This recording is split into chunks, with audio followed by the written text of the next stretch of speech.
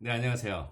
지난번 시간에 그 상가 분양에 대해서 애석하게도 망한 그런 주부의 이야기를 좀 들려드렸는데요.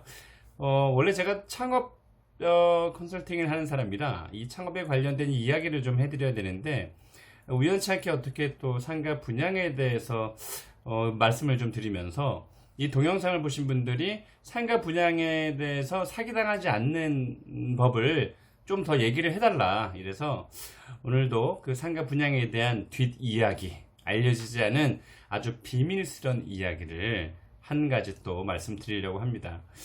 그 상가 분양을 받으시는 분들은 목적이 하나입니다. 네, 따박따박 내가 원하는 투자 대비 수익금이 들어오는 거죠. 그러면 이제 그거에 앞서 전제되는 것이 뭘까요? 네, 좋은 임차인을 받는 거죠. 그래서 상가를 분양받을 때 과거에는 일단 분양을 받고 나서 임차인을 찾는 분들이 상당히 많았어요. 이제 근데 그러다 보니까 요즘엔 사실 경기가 어렵잖아요. 어려워서 임차인을 구하지 못할까봐 상가 분양을 안 합니다. 그러니까 분양 상가를 사지를 않는 거죠. 그래서 이제 분양하시는 분들이 일단 그러니까 선임대 후분양인 거죠. 임대를 먼저 맞춰 놓으면 팔기가 굉장히 좋잖아요.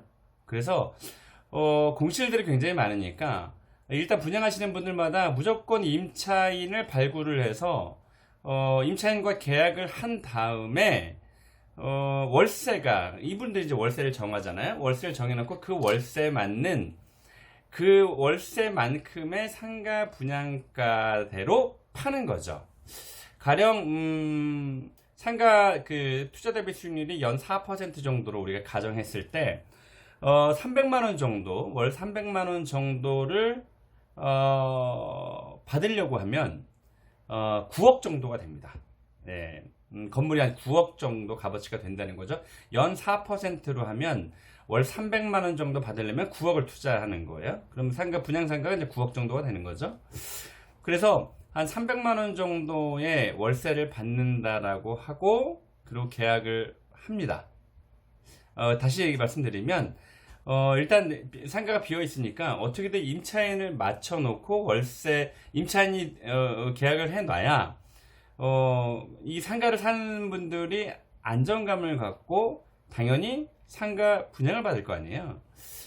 제가 과거에 아주 몹쓸 얘기를 들었어요. 뭐 분양하신 분들이 정직하게 분양하시는 분들도 굉장히 많습니다. 왜냐면 저의 착한 친구도 상가를 분양하는 친구가 있어요. 그래서 돈을 많이 못 벌었어요. 이 친구가 한 10여 년 했는데 너무 솔직하게 그 고객들을 접하다 보니까 이 친구 실제로 돈을 많이 못 벌었어요. 좀 독하고 좀 못돼야 돈을 좀 버는데 아무튼 이런 사람이 있어요. 어떤 사람이냐? 진짜 몹쓸 사람이에요. 아까 제가 말씀드렸잖아요. 선임대 후분양. 그러니까 임차인을 무조건 맞춰 놓으면 월세가 따박따박 나온다라는 생각 때문에 이 상가를 분양을 받습니다. 자, 이런 거예요.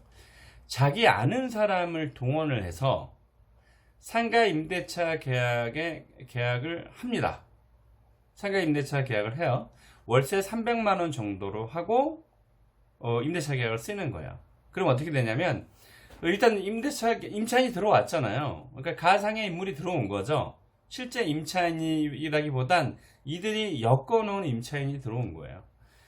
그러면 요즘에는 어떤 식이냐면 보증금의 10배 정도의 월세 10배 정도의 보증금을 받기도 하고요. 왜냐면 과거 같은 경우는 경기가 좀 좋을 때는 월세를 2년 정도치를 받았어요. 그러니까 300이면 1년에 3,600만 원이니까 7,200 정도의 보증을 받았는데 지금 뭐 법이 워낙 강력해서 임차인이 월세를 주지 않고 버틸 수가 없어요. 그래서 더더군다나 이제 공실들이 많으니까 보증금을 많이 주는 것에 부담감을 갖는 장사 하시는 분들이 많아요. 그래서 요즘에는 큰 건물도 어떻게 하냐면 월세 곱하기 12개월 정도로 보증금을 받기도 하고요. 월세 곱하기 10배 정도를 받습니다. 그럼 가령 어쨌든 월세를 300 정도를 가정했을 때 보증만 3천 정도 받는 거죠.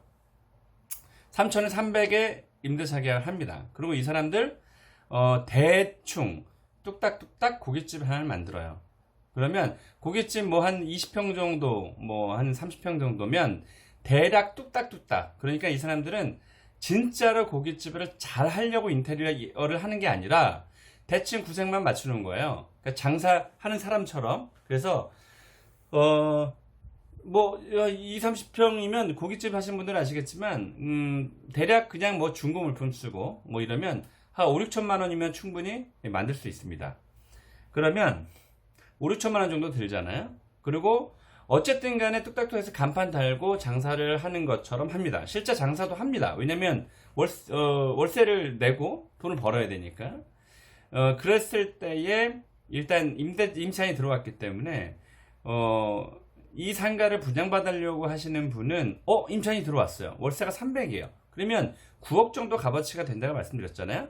보증금 3천만 원을 제하더라도 8억 7천이에요.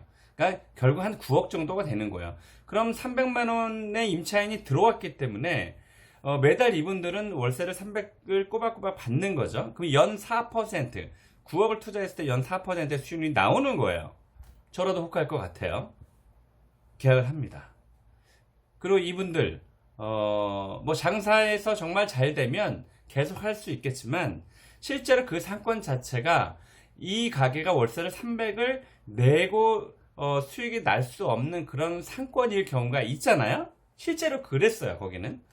그래서 이 사람들 뭐 대충 뭐 법적으로 하면 뭐 3개월 정도 이상 밀리면 그냥 쫓겨나는 거거든요.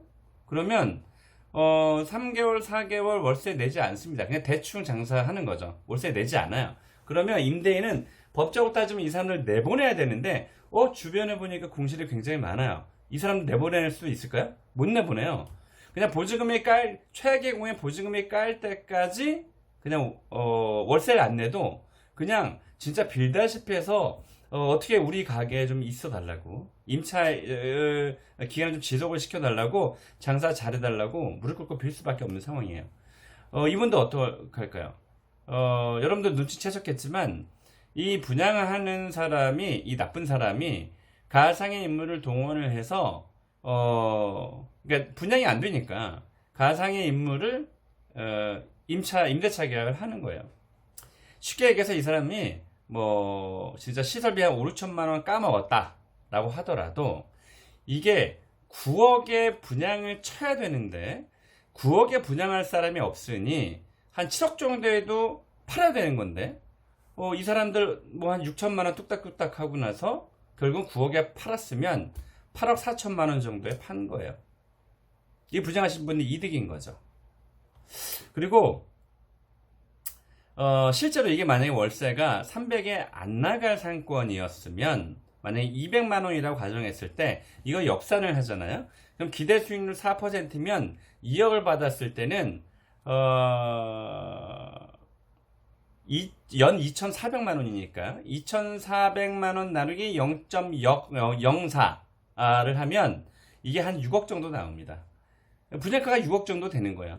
분양가 6억짜리를 이분은 9억에 사시는 거예요. 뭔가 잘못됐죠.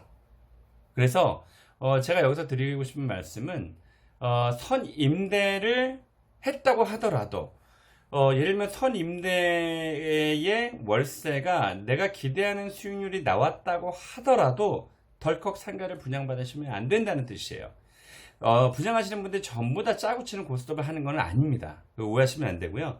가령 정말 못된 사람 만나면 다시 정리하면 가짜의 임차인을 붙여서 마치 실제 장사하는 사람이 들어온 것처럼 해서 이거를 상가를 분양으로 팔아먹는 거예요.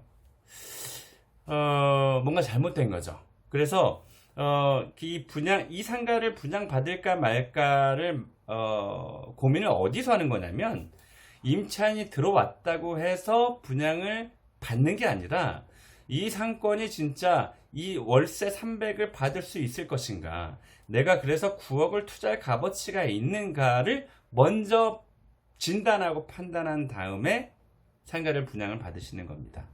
제가 뭐 두서없이 말씀을 막 드렸지만 어떤 말뜻으로 드리는지 다 이해하셨을 거라고 봅니다. 그래서 다시 정리를 하면 선임대가 됐다고 해서 무조건 분양을 그 상가를 분양받으시거나 사시면 안 된다는 뜻입니다. 임차인은 3개월만 하다 그냥 문 닫고 나갈 수도 있는 거고요. 1년을 하고 문 닫고 나갈 수 있는 거예요. 임대인이 법적으로 그 사람을 예를 들면 2년, 3년 계약을 했다라고 해서 과연 월세를 못 내고 있는 상황에서 2, 3년 있으라고 할 수 있을까요? 그건 전혀 불가능합니다. 그래서 이 월세를 낼 수 있는지 없는지의 상권을 먼저 판단하는 것이 올바른 상가의 투자법이다. 이렇게 아시면 될 것 같습니다. 다음에 이 상가에 대한 얘기를 뭐 더 할지 아니면 창업에 관해서 제가 말씀드릴지 모르겠지만 어쨌든 영상에 대한 반응을 좀 보고 제가 또 그 다음 영상을 또 찍도록 하겠습니다. 오늘 뭐 그냥 부시시한 상황인데 기분 나쁘지 않게 잘 들어주고 보셨으면 좋겠습니다. 영상이 도움되셨으면 좋아요하고 구독을 꼭 눌러주시고 알림도 같이 해주시면 고맙겠습니다. 네, 편안한 밤 되십시오.